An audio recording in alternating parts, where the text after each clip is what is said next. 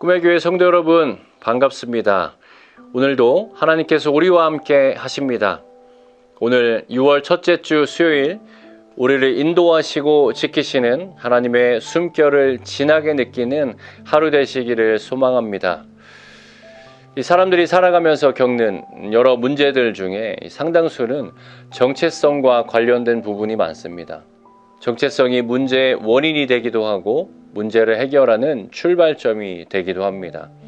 난 누구인가? 나는 어떤 존재인가? 이 정체성을 분명히 아느냐 또는 모르느냐가 이 삶의 목적과 태도를 결정하는 중요한 것이죠. 저와 여러분은 누구입니까? 우리의 정체성은 어떤 것입니까? 예수의 피로 구속받은 하나님의 백성입니다. 하나님께서 우리에게 주신 정체성입니다.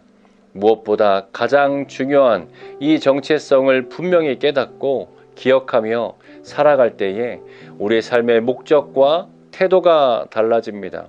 하나님의 뜻 안에서 거룩하게 살아갈 수 있는 능력이 됩니다.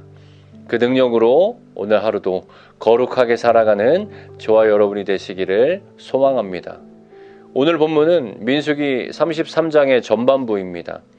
이제 민수기도 4개의 장밖에 남지 않았는데요.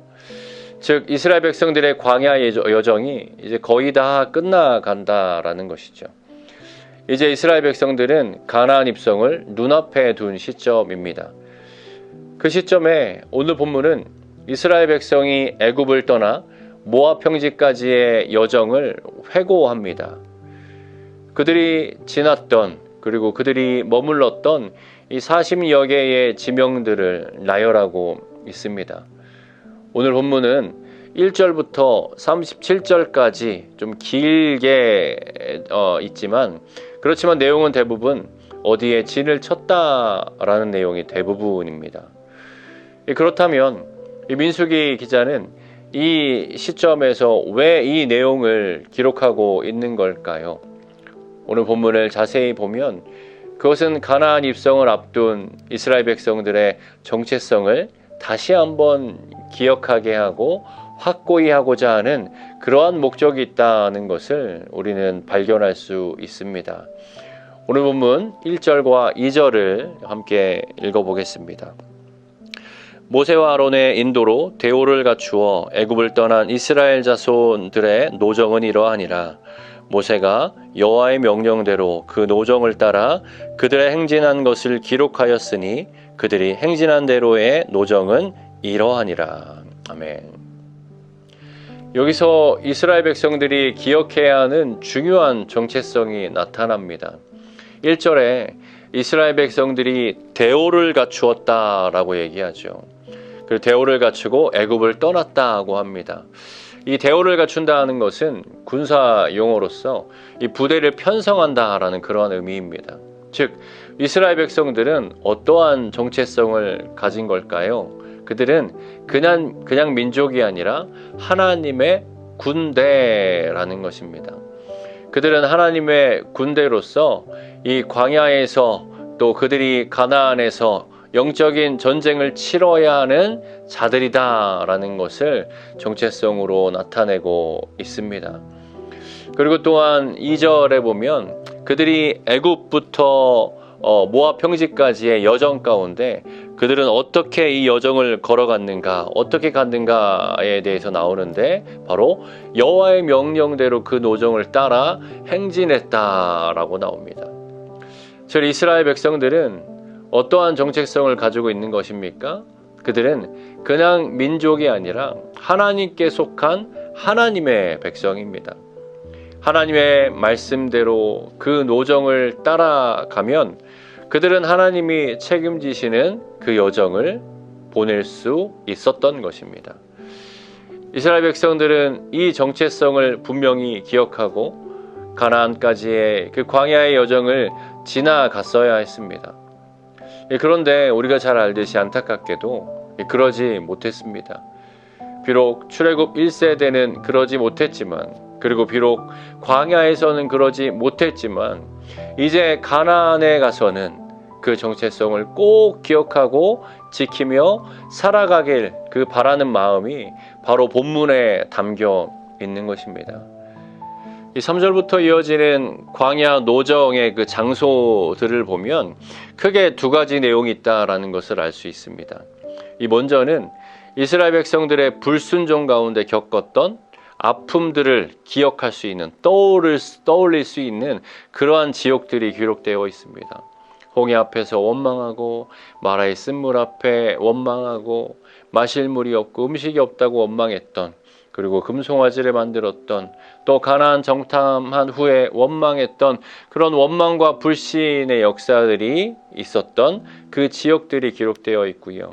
그리고 또 한 가지는 그들을 기다리시고 인도하신 하나님의 은혜를 베푸신 그런 지역들에 대한 기억할 수 있는 지역들이 기록되어 있습니다. 홍해를 가르시고 쓴물을 바꾸시고 반석에서 물을 내시고 광야에서 매일 아침 만나를 주셨던 그런 것들을 기억할 수 있는 지역들입니다. 이스라엘 백성들은 하나님의 군대이며 하나님의 말씀을 따르는 하나님의 백성의 정체성을 기억하며 그렇게 살았어야 했지만 그러지 못했고, 하나님은 그의 백성을 인내하며 기다리시고 약속하신 일을 이루어 가셨다라는 것을 그 기록 가운데 볼 수 있습니다. 이 내용들을 돌아보며 이스라엘 백성들은 무엇을 생각했을까요? 그들의 정체성을 다시 다잡았을 것입니다. 그리고 그들이 앞으로 어떻게 살아야 할지를 다시 깨닫고 결단했을 것 같습니다.